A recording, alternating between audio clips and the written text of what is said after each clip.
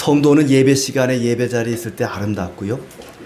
또 예배 시간에 핸드폰은 가방 속에 잠들어 있을 때 아름답습니다. 꼭 지켜주시기를 바랍니다.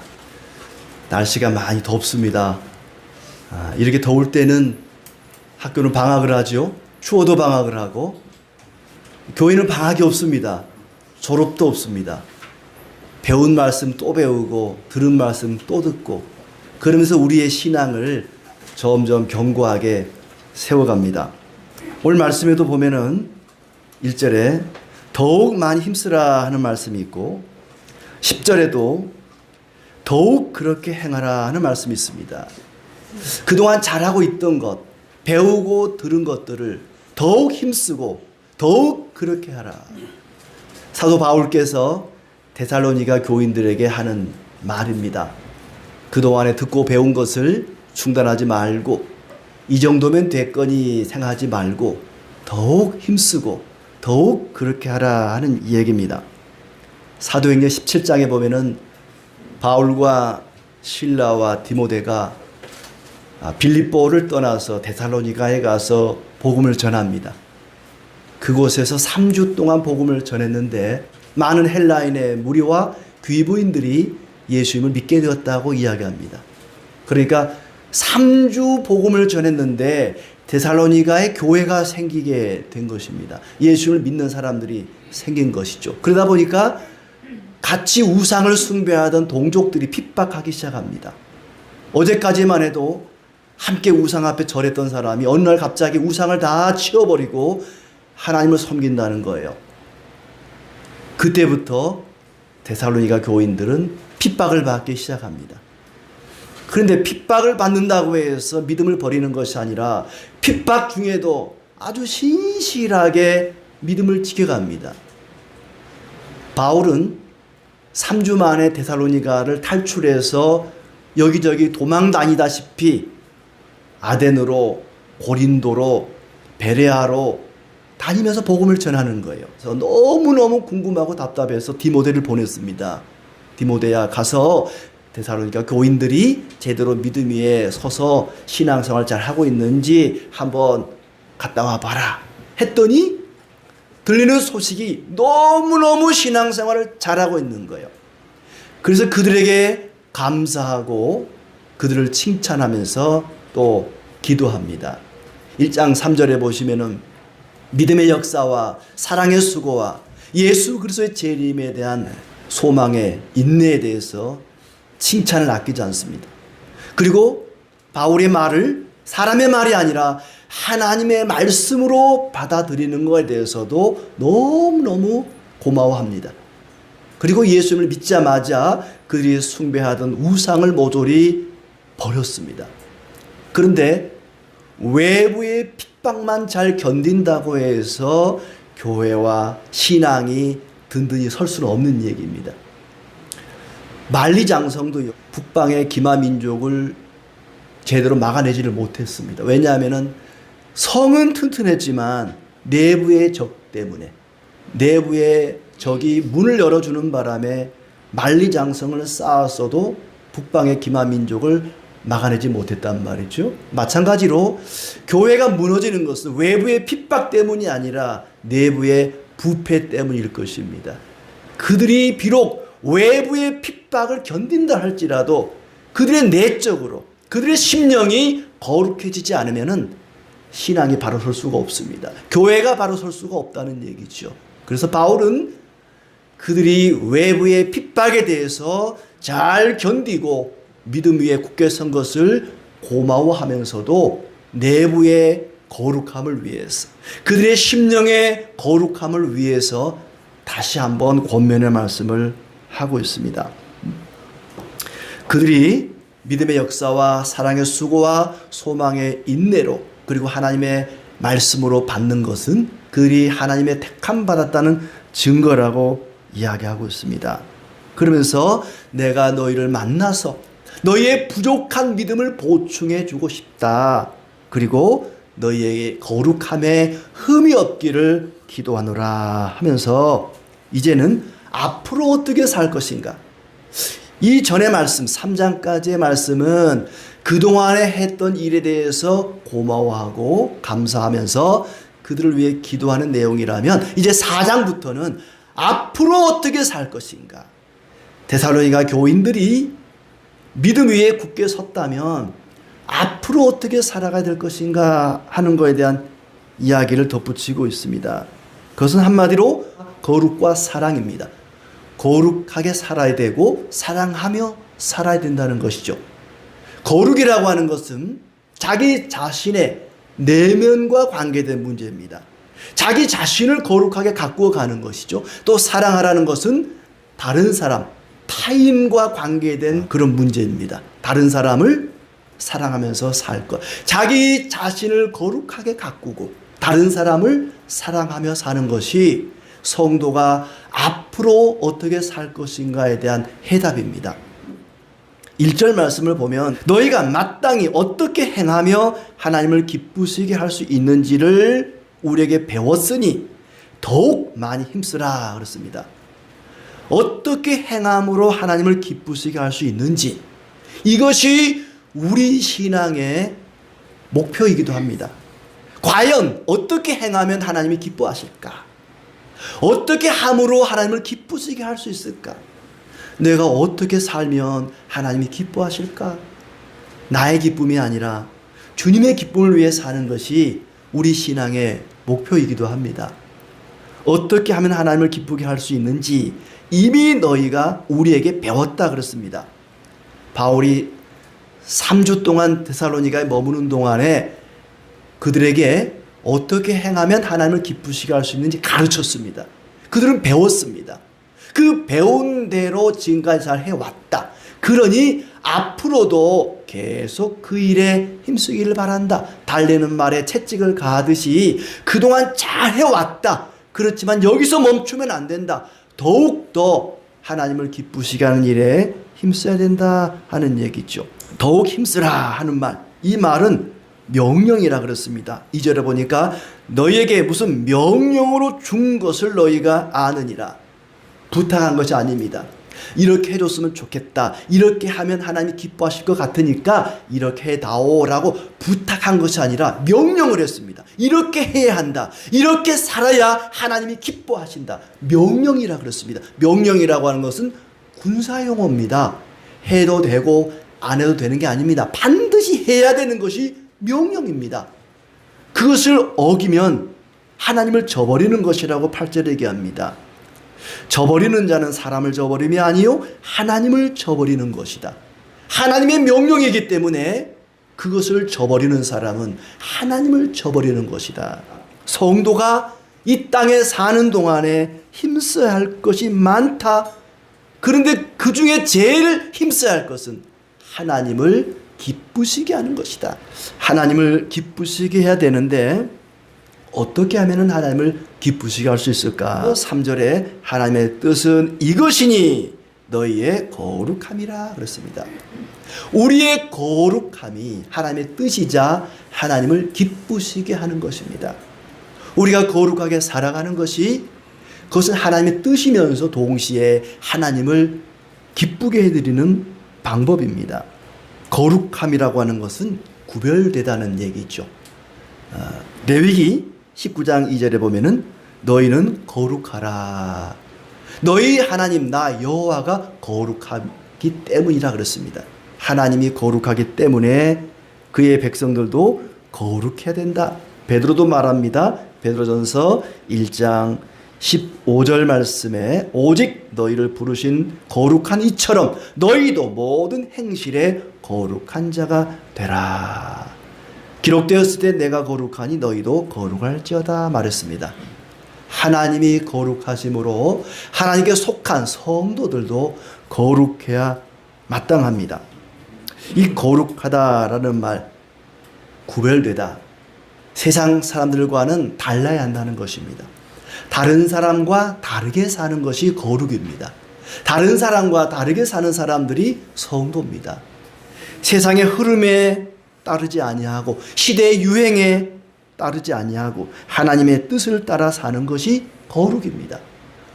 하나님의 뜻은 이것이니 너희의 거룩함이다. 거룩함은 하나님의 뜻입니다. 7절에도 이렇게 얘기합니다. 하나님이 우리를 부르심은 부정하게 하심이 아니요 거룩하게 하심이니, 하나님이 우리를 불러주신 목적은 우리를 거룩하게 하려고, 거룩함이 하나님이 우리를 하나님 자녀로 불러주신 목적이라고 이야기합니다. 그렇다면 우리는 무엇을 구별되게 살아야 될까? 이 세상 사람들과 어떤 면에서 달라야 되는가? 어떤 부분에서 구별된 삶을 살아야 되는지 오늘 바울이 이야기하는 내용을 몇 가지로 함께 나누고자 합니다. 첫째는 세욕을 따르지 말고 그렇습니다. 5절에 하나님을 모르는 이방인과 같이 세욕을 따르지 말고 그랬습니다. 바꿔 말하면 이방인들은, 하나님을 모르는 사람들은 세욕을 따라 산다는 것입니다. 세상 사람들은 다 그렇게 살지라도 너희들은 세욕을 따르면 안 된다라고 말합니다. 정욕을 따라서, 쾌락을 쫓아서 욕망을 따르는 것은 이방인의 모습이다. 성도들은 그렇게 살면 안 된다. 세상에 속한 자는 세상을 따라 그렇게 살지라도 하나님께 속한 자는 그렇게 살면 안 된다는 것입니다. 우리는 하나님께 속한 자들입니다. 존귀하신 하나님께 속한 자라면 존귀한 삶을 살아야 됩니다. 품이 있고 고상한 삶을 살아야 됩니다. 그것이 거룩함입니다. 4절 말씀도 각각 거룩함과 존귀함으로 자기의 아내 대할 줄을 알고, 부부간에 정조를 지키는 것, 그것이 거룩의 전부는 아닐지라도 거룩의 중요한 부분을 차지하고 있습니다. 하나님은 결혼이라는 테두리 안에서만 성적인 관계를 허용하고 있습니다. 6절에 보면 이 일에 분수를 넘어서 형제를 해하지 말라 그랬습니다. 분수를 넘어서, 이 말은 경계선을 넘어서 그런 뜻입니다. 경계선을 넘어서, 분수를 넘지 마라. 하나님께서 결혼이라고 하는 경계선을 딱 만들어 놓으셨어요. 그 결혼이라고 하는 경계선을 넘어서는 것은 거룩하지 못한 것입니다. 하나님이 정해 놓으신 결혼이라고 하는 그 경계선을 넘어서는 것이 바로 세욕을 쫓는 것이고 쾌락을 쫓는 것이고 정욕을 따라 사는 것입니다. 형제를 해하는 일이기도 합니다. 사람이 바람을 피우면 그 상대방의 배우자에게 고통을 주는 일이죠. 형제 자매를 해하는 일이고 고통을 주는 일입니다. 그 일에 대해서는 반드시 하나님께서 심판하신다고 말합니다. 6절 끝에 주께서 신원하여 주심이라, 주님께서 반드시 징벌해 주신다는 얘기입니다. 그만큼 결혼관계를 잘 지켜가는 것, 부부간의 정조를 지키는 것이 거룩함이고 그것이 하나님을 기쁘시게 하는 일이다. 8절에 보시면은 우리에게 성령을 부어주신 목적도 마찬가지입니다. 그의 성령을 주신 하나님을 저버림이니라. 성령을 우리에게 부어주신 것은 바로 그와 같은 죄를 이겨내라고, 세상 정욕을 따르지 말고 하나님의 뜻을 따라 살게 하려고 우리에게 성령을 부어주셨습니다. 하나님께서는 이렇게 결혼 이외의 모든 성적인 관계를 거룩을 훼손하는 일로, 하나님을 괴롭히고 하나님을 저버리는 일로 정하고 있습니다. 이교 사회에서는, 이방 사회에서는 그렇지 않았습니다. 결혼 이외에도 성적인 관계를 허용하고 일부 다처제를 허용하고 종교의식 가운데서도 성적으로 아주 문란한 그런 사회가 그때 당시, 바울 당시에 이 로마 사회였습니다.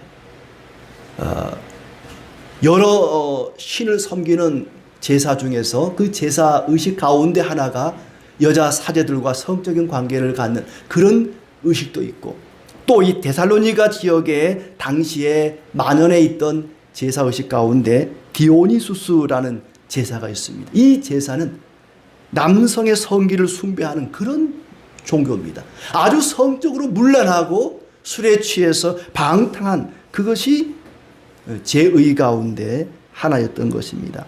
그리고 자기 부인 외에도 얼마든지 첩을 많이 둘 수 있는 그런 사회가 바로 데살로니가 도시였습니다. 상업과 군사와 정치적인 중심지였지만은 아주 성적으로 문란하고 타락한 도시였던 것이죠. 그런 가운데, 그런 문화 속에 교회가 세워진 것입니다. 그러니 너희는 이방인처럼, 이교도들처럼 그렇게 문란하게 살면 안 된다. 구별된 삶을 살아야 된다. 그것이 거룩함이다. 그렇습니다. 4절 말씀을 다시 보시면 각각 거룩함과 존귀함으로 자기 아내 대할 줄을 알고 그랬습니다. 근데 이 자기 아내라는 말을 밑에 각주해 보니까 자기 몸을 절제할 줄 알고 이렇게도 해석이 됩니다. 아내라는 말은 그릇이라는 말입니다. 헬라어로 그릇이라는 말인데 이 그릇을 아내라고도 번역하기도 하고 자기 몸으로도 번역합니다. 그러니까 자기 몸을 절제하는 것입니다. 성적으로 방종하지 않고 절제하는 것. 다시 보시면 거룩함과 존귀함으로 자기 몸을 절제할 줄 아는 것. 이것이 거룩한 구별된 삶이라는 것이죠. 세상 사람들은 그렇게 살지 않았다는 것입니다. 고린도전서 6장 15절 말씀 보시면 너희 몸이 그리스도의 지체인 줄을 알지 못하느냐 내가 그리스도의 지체를 가지고 장녀의 지체를 만들겠느냐 결코 그럴 수 없느니라. 음행을 피하라. 사람이 범하는 죄마다 몸 밖에 있거니와 음행하는 자는 자기 몸의 죄를 범하느니라. 너희 몸은 너희가 하나님께로부터 받은 바 너희 가운데 계신 성령의 전인 줄을 알지 못하느냐. 너희는 너희 자신의 것이 아니라. 우리의 몸은 성령이 거하시는 성전이기 때문에 그렇게 음행을 따르면 안 된다는 것입니다. 색욕을 쫓지 말라는 것입니다. 그렇게 살아서는 안 된다는 것이죠. 구별된 삶, 거룩한 삶을 살라는 얘기입니다. 세상 사람들이 다 그렇게 산다고 따라가지 말라는 얘기죠. 에스키모인들은 손님이 오면 자기 아내를 내주는 것이 손님을 극진히 대접하는 것이랍니다. 그 가운데 만약에 교회가 세워진다면 어떻게 될까 싶어요. 우리나라도 마찬가지였죠. 복음이 초기에 들어왔을 때 축첩 제도가 있었습니다. 비일비재했죠. 지금도 마찬가지입니다. 최근에는 간통죄라는 게 폐지되었죠. 개인의 사생활을 침해하는 이 성적 자기 결정권을 침해하고 국가가 너무 간섭한다. 간섭을 최소화해야 한다는 취지로 간통죄가 폐지가 되었습니다. 그럴듯한 말로 그렇게 되었습니다마는 간통죄에 대해서 국가가 처벌을 하지는 못할지라도 그것이 옳다고 볼 수는 없는 것입니다. 분명히 하나님 말씀은 그것이 죄라고 규정하고 있습니다. 우리는 어떤 죄를 짓고도 하나님 앞에 나와서 회개하고 예배하고 헌금 드리면 그것이 다 용서될 줄로 압니다. 성도들 가운데 그런 사람들이 있다는 것입니다. 구약에도 그랬죠. 구약 시대에도 마음껏 도둑질하고 남을 괴롭히고 핍박하고 나쁜 짓 하고는 하나님께 제물을 드리는 거예요. 하나님, 지난주에는 제가 큰 죄를 지었습니다. 그러니까 이 송아지 한 마리 드리겠습니다. 지난주에는 제가 조금 죄를 지었습니다. 이 염소 한 마리 드리겠습니다. 죄 짓고 제물 드리면 다 용서되는 줄 알고 그렇게 했습니다. 이 시대에도 마찬가지입니다. 실컷 범죄하고 나쁜 짓 하고 간음하고 바람 피우고 하나님 앞에 나와서 예배하고 회개하고 헌금으로 퉁치려고 하는 사람들이 있다는 거예요. 진짜로 그렇더라고요. 어느 교회 장로님인데 이 피아노 반주하는 사람하고 바람이 났어요. 자기 부인은 암으로 투병 중에 있는데 그런 사람도 있더라고요. 그리고는 하나님 앞에 나와서 회개하고 헌금 드리면 아이고 하나님 이거 받으시고 저를 용서해 주세요. 이러면 안 된다는 것입니다. 세상이 다 그럴지라도 그래서는 안 된다는 얘기죠. 남편은 집에 두면 근심덩어리고 데리고 나가면은 짐덩어리고 또 혼자 내보내면은 사고덩어리고 마주보면 왼수덩어리고 며느리한테 맡기면 구박덩어리래요. 세상 사람들은 다 그럴지라도 우리는 그러면 안 됩니다. 에베소서 5장에 말씀하시는 것처럼 남편을 주님을 섬기듯이 복종하고 아내 사랑하기를 그리스도께서 교회를 사랑하듯이 그렇게 하라 그러지 않습니까? 세상이 그런다고 해서 우리까지 똑같이 따라가서는 안 된다는 것입니다. 음란을 버리고 그렇습니다. 음란을 버리고 음란하고 부정하고 이기적인 이 세상 가운데에서도 구별된 삶, 거룩한 삶을 살아가시기를 바랍니다. 두 번째로 이 세상 가운데서 어떤 구별된 삶을 살아야 되는가? 형제 사랑입니다. 9절 말씀에 형제 사랑에 관하여는 너에게 쓸 것이 없음은 너희들 자신이 하나님의 가르치심을 받아 서로 사랑함이라. 형제 사랑, 필라델피아였습니다. 필라델피아, 형제 사랑입니다. 형제는 누구를 가리켜 형제라 그러지요? 혈연으로 맺어진 관계를 형제라 그럽니다. 한 부모 아래 태어난 관계를 형제라 그러죠. 한 피를 나누면 형제입니다. 우리는 예수 그리스도로 한 피를 나눈 형제들이고 하나님을 아버지로 삼고 있는 형제들입니다. 우리는 서로 사랑해야 한다는 것입니다. 그것을 데살로니가 교인들은 너무너무 잘하고 있었습니다. 더 이상 여기에 대해서 할 말이 없다. 너희가 너무나 잘하고 있기 때문에 할 말이 없다. 그렇지만 거기서 멈추지 말고 더욱 그렇게 행하라고 채찍질을 가하고 있습니다. 데살로니가 교회 안에는 서로 사랑할 수 없는 사람들이 모여 있습니다. 종과 주인이 있습니다. 노예와 상전이 한 교회 안에 교인을 이루고 있는, 공동체를 이루고 있는 겁니다. 이방인과 유대인 서로 사랑할 수 없습니다. 이방인과 유대인이 함께 교회 안에서 공동체를 이루고 있습니다. 하나님, 저런 인간까지 제가 사랑해야 됩니까? 저는 도저히 못하겠습니다. 라고 할 만한 사람들이 이 교회 안에 지금 모여 있단 말이죠. 그럼에도 불구하고 주님의 가르치심을 따라서 그들은 서로 사랑했습니다. 그 형제의 사랑을 중단하지 말고 계속해서 더욱더 그리하라 그랬습니다.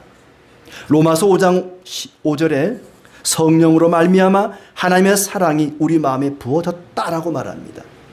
하나님의 사랑이 우리 안에 성령을 통해서 부어졌습니다. 형제를 사랑하는 것은 성령의 열매입니다. 성령이 우리 안에 거하신다면 형제를 사랑하는 것이 마땅합니다.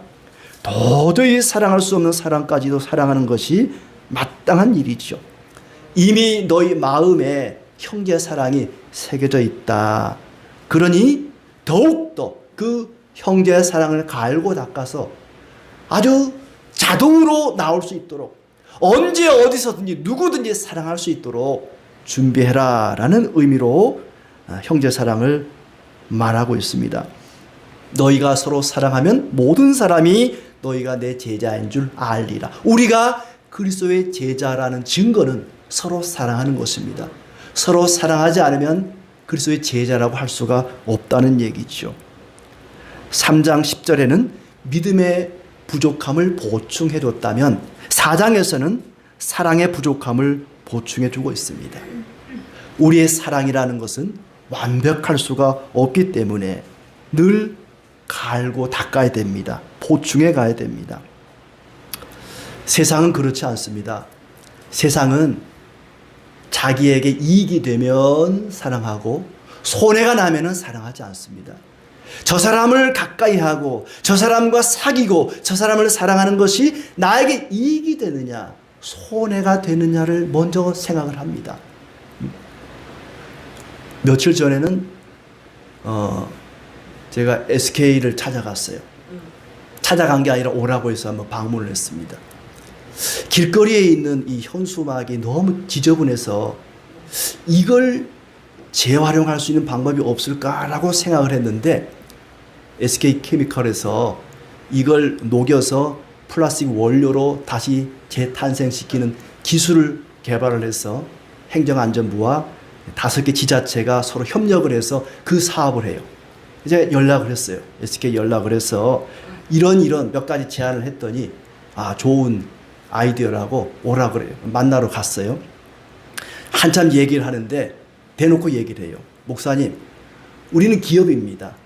돈이 안 되는 일은 안 합니다. 가치를 창출해야만 하지 우리는 돈이 안 되는 일은 할 수 없습니다. 그래서 저는 반대로 얘기를 했죠. 우리는 공익단체입니다. 공익을 위해서 하는 것이지 이익을 위해서 일하지 않습니다. 기업이 가치를 창출하고 이윤을 얻기 위해서 일하는 것은 너무나 당연합니다. 세상은 그렇습니다. 그걸 비난할 필요는 없고 그럴 이유도 없습니다. 그러나 교회는, 성도들은 그러면 안 된다는 것이죠. 우리는 나의 이익이 아니라, 나에게 이익이 되느냐 손해가 되느냐가 아니라 얼마나 하나님을 기쁘시게 할 수 있는가, 얼마나 사람들에게 유익을 끼칠 수 있는가, 그것을 먼저 생각하는 사람들이죠. 그래서 더 깊이 연구해서 다시 만나기로 하고 돌아왔는데, 아무튼 세상은 그렇습니다. 자기 이익을 먼저 생각을 합니다. 누구나 사랑하지 않습니다. 나에게 이익이 되는 사람만 사랑합니다. 그러나 주님께서는 모든 형제를 사랑하라고 말합니다. 주님께서 제자들의 발을 씻겨줍니다. 12제자의 발을 다 씻기셨습니다. 그 가운데서는 예수님을 팔아먹을 가룟 유다도 있었습니다. 가룟 유다가 예수님을 팔 줄 몰랐을까요? 알았습니다. 자기 자신을 팔 줄 알면서도 예수님은 유다의 발을 씻어줍니다. 베드로가 3번씩이나 모른다고 부인할 줄 알면서도 베드로의 발을 씻겨줍니다. 나를 버리고 나를 배신할 줄 알지만 주님은 그들을 사랑했습니다.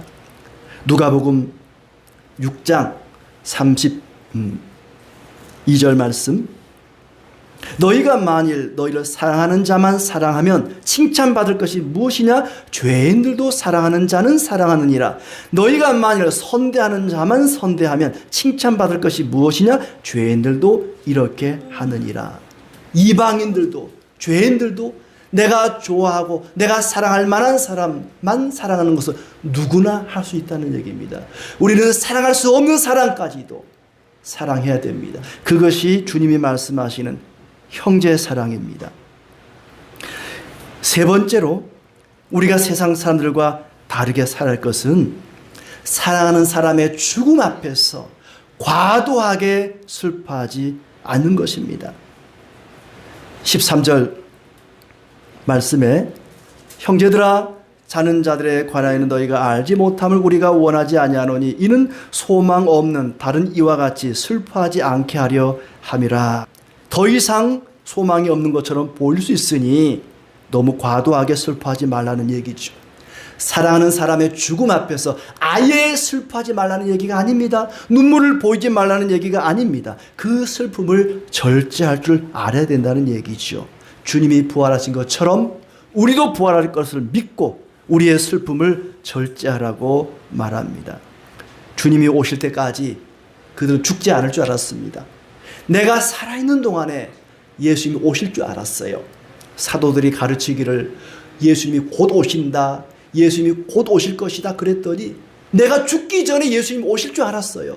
그런데 예수님이 오시기 전에 사랑하는 가족들이 죽는 겁니다. 충격을 받았습니다.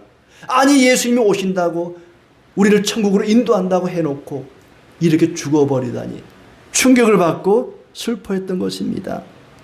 우리는 부활을 믿는 사람들입니다. 다니엘서 12장 2절의 말씀처럼 땅의 티끌 가운데에서 자는 자 중에서 많은 사람이 깨어나 영생을 받는 자도 있겠고 수치를 당하여서 영원히 부끄러움을 당할 자도 있을 것이라. 다니엘이 말했던 것처럼 우리는 다시 살아날 것을, 부활을 믿는 자들입니다. 그런데 세상 사람들은, 이방인들은 죽어봐야 알지, 다시 살아날지 안 살지, 천국이 있는지 지옥이 없는지 누가 아냐, 죽어봐야 알지, 어차피 한번 왔다 가는 인생 마음껏 먹고 마시고 즐기자. 이것이 당시 데살로니가 사회의 모습이었습니다. 한 번뿐인 인생 먹고 마시고 즐기자. 그것은 지금도 마찬가지입니다. 13절 말씀에 이는 소망이 없는 다른 이와 같이 슬퍼하지 않게 하려 함이라. 다른 이들은 소망이 없는 것처럼 슬퍼한다는 것입니다. 우리는 다른 이와 같으면 안 된다는 얘기죠. 다른 사람과는 달라야 한다는 얘기입니다. 세상 사람들은 사랑하는 사람의 죽음 앞에 그것이 끝인 줄 알고 더 이상 소망이 없는 줄 알고 슬퍼합니다. 그러나 우리는 너무 과도하게 슬퍼해서는 안 된다. 이 세상을 떠나 더 좋은 곳으로 옮겨가는 것이다. 자는 자들에 관하여는 그렇습니다. 자는 자들, 우리는 예수 안에서 자는 것입니다. 성도의 죽음은 예수님 안에서 잠이 드는 것입니다. 그런데 세상 사람들은 영원히 잠들었다고 생각하는 거예요. 흔히 그런 표현 쓰죠. 누가 죽었다 그러면은 영원히 잠들었습니다. 영원히 우리는 영원히 잠들었다고 믿지 않아요. 잠깐 잠든 거예요. 영원히 잠드는 게 아닙니다. 세상 사람들은 영원히 잠들었다고 보는 거예요. 끝이라고 보는 거죠. 다시 만날 수 없다고 보는 거예요. 그러다 보니까 소망이 없는 것처럼 슬퍼한다는 겁니다. 하지만 우리는 다시 만날 날이 있을 것이고 영원히 잠든 것이 아니라 잠깐 잠든 것이기 때문에 곧 깨어날 날이 올 것이다.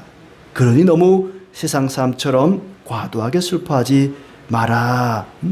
우리를 죽음에서 일으킬 것이다. 14절에 자는 자를 그와 함께 데리고 올 것이다.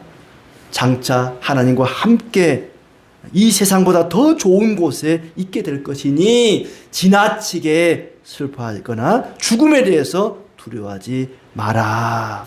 그러면서 15절에 말하기를 우리가 주의 말씀으로 너에게 이것을 말한다 그랬어요. 이것은 주의 말씀이다. 왜냐하면 우리는 장차 살아날 것이다. 주님과 함께 영원히 천국에서 왕노를 할 것이다. 이런 말 하면은 세상 사람들이 뭐라 그러겠어요? 어이 바울, 당신 죽어봤어? 당신이 천국 가봤어? 죽어봤어? 그럴 거 아니에요? 그래서 바울은 이거는 내 말이 아니고 주의 말씀이다. 주님의 말씀을 지금 전하는 것이다. 주님이 직접 바울에게 얘기를 했는지 뭐 어떻게 얘기했는지 모르겠어요. 근데 바울이 말하기 이거는 내 생각이나 내 뜻을 얘기하는 게 아니라 이거는 주님 말씀이다. 내가 죽어보지 않았지만 이것은 반드시 그렇게 될 것을 주님이 나에게 말씀하신 주님의 말씀이다 라고 이야기합니다. 11절에 보시면 너희에게 명한 것 같이 조용히 자기 일을 하고 너희 손으로 일하기를 힘쓰라 그렇습니다. 조용히 자기 일을 하고. 자, 이렇게 바울처럼 이제 세상 가운데 우리가 거룩하게 살아야 된다. 부부간의 정조를 지켜야 되고 또 뭐 형제간에 사랑해야 되고 그리고 슬픔을 당할지라도 과도하게 슬퍼하지 말고 이런 얘기를 하면은 이걸 마치 남의 얘기처럼 집사님 들었죠? 꼭 그렇게 살아야 돼. 그러면 안 돼. 남 얘기하듯이 한다는 거예요. 그러지 말라는 거예요. 조용하라 그렇습니다. 조용하라. 남 얘기하듯이 남에게 가르치려고 하지 말고 너희에게 명한 것 같이 조용히 자기 일을 하고 남의 일에 이래라 저래라 간섭하지 말라는 것입니다. 무례하게 간섭하지 마라. 남의 일에 간섭하는 사람은 개의 길을 잡는 것이라 그렇습니다. 잠언 26장 17절에 길로 지나가다가 자기와 상관없는 다툼을 간섭하는 자는 개의 귀를 잡는 자와 같으니라. 개의 깃대기를 잡으면 어떻게 돼요? 물어요 개가. 지나가다가 개 귀를 해보세요 한번. 가다가 올라오면 해보세요. 개 귀 한번 잡아보세요. 개 귀를 잡으면 개가 가만히 있겠습니까? 남의 일에 간섭하는 자는 개의 귀를 잡는 것 같다. 남한테 이래라 저래라 오늘 말씀 들은 거 설교 들은 걸 가르치려고 하지 말고 네 일이나 잘하라는 거예요. 조용히 자기 일을 하고 너희 손으로 일하기를 힘쓰라 그렇습니다. 자기 일을 하고 너희 손으로 일하기를 힘쓰라. 남의 일에 무례하게 간섭하지 말고 자기 일을 힘쓰라는 얘기입니다. 어떤 젊은 여자 성도님이 교회 올 때에 머리를 길게 생머리를 하고 왔대요. 그때 뒤에 나이 드신 권사님들이 지가 무슨 아가씨인 줄 알고 머리를 저렇게 하고 왔냐고 궁시렁궁시렁 떼더래요. 그래서 다음 주 올 때는 퍼마를 하고 왔대요. 파마를 하고 왔더니 무슨 머리를 아줌마처럼 저러고 왔냐고 또 뭐라 그러더래요. 그래서 다시 또 다음 주에 또 머리를 폈대요. 지가 무슨 학생인 줄 알고 또 머리를 저러고 하고 왔냐고. 그래가지고 머리를 그냥 빡빡 깎고 왔답니다. 네? 머리를 길게 하고든 파마를 하든 무슨 상관이 그게 왜 남의 일에 간섭하냐는 거예요. 네 일이나 잘해라. 이래라 저래라 남의 일 간섭하지 말고 자기 일에 자기 손으로 일하기에 힘써라. 3절에 말하는 거룩함. 하나님의 뜻은 너희의 거룩함이라. 4절에도 거룩함이라고 되어 있고 또 7절에도 거룩하게 하심이라고 되어 있습니다. 이 거룩하게 하심, 거룩함은 진행형입니다. 거룩해져 가는 것입니다. 거룩해져 가는 것이 하나님의 뜻이라는 얘기입니다. 우리는 거룩하게 살아야 되지만 완벽하게 거룩하지를 못합니다. 과정 속에 있기 때문에 형제자매들이 좀 부족하더라도 사랑하는 마음으로 지나치게 간섭하지 말고 나무라지 말고 사랑해 주라는 얘기입니다. 공사 중에 있는 건물은요, 형편이 없습니다. 건물을 지어보신 분들은 알겠지만은 건물이 완공되기 전까지는요, 무슨 뭡니까, 철근이 다 보이고 뭐 벽돌이 다 보이고 지저분한 게 다 보여요. 그러나 완공되고 나면 깨끗하게 건물이 마무리가 됩니다. 우리는 아직 공사 중인 거룩해져 가는 과정 속에 있습니다. 그러니 허물이 많고 형편없는 모습이 보일 수 있습니다. 그렇다고 해서 지나치게 간섭해서는 안 된다는 것이죠. 그런 것이 보인다면 기도해 주면 됩니다. 남의 일에 대해서 아예 무관심하라는 얘기는 아니에요. 옆에 사람이 굶어 죽어가는데도 나는 남의 일에 간섭하지 말아야지 내버려 두라는 얘기는 아닙니다. 그런 거는 또 사랑해 줘야지요. 남의 일에 너무 지나치게 간섭하지 말고 간섭해야 될 일이 생기거든 그 일을 위해 그 사람을 위해서 기도해 주면 됩니다. 기도가 정답입니다. 또 자기 손으로 일하라 그랬습니다. 왜냐하면 그리스도인들 가운데 일하지 않는 사람들이 많았거든요. 예수님이 곧 오신다 그러니까, 세상에 종말이 온다 그러니까, 일하면 뭐해? 돈 벌어서 뭐해? 학교 가면 뭐해? 회사 가면 뭐해? 다 때리치우고 일을 안 하는 거예요. 일하지 않는 자는 먹지도 말라 그랬거든요. 이 다음 데살로니가 후서에 가면 그런 말씀까지 합니다. 너희 손으로 일하라. 열심히 부지런히 일을 해라. 각자 자기 사명에 최선을 다하라는 일입니다. 저는 좀 마음에 안 드는 게 뭐냐면, 우리나라는 복지 정책이 너무 잘 돼 있어가지고 막 돈을 막 줘요. 근데 돈을 받은 사람이 일을 해가지고 돈을 벌잖아요. 그러면 주던 돈을 딱 끊어버려. 사람들이 그냥 주는 돈을 받겠습니까? 일해서 돈을 받겠습니까? 그 돈이 그 돈인데 놀면서 돈 받기를 원할 거 아니에요? 일을 안 해요. 일을 안 하는 것은 하나님을 기쁘시게 할 수가 없습니다.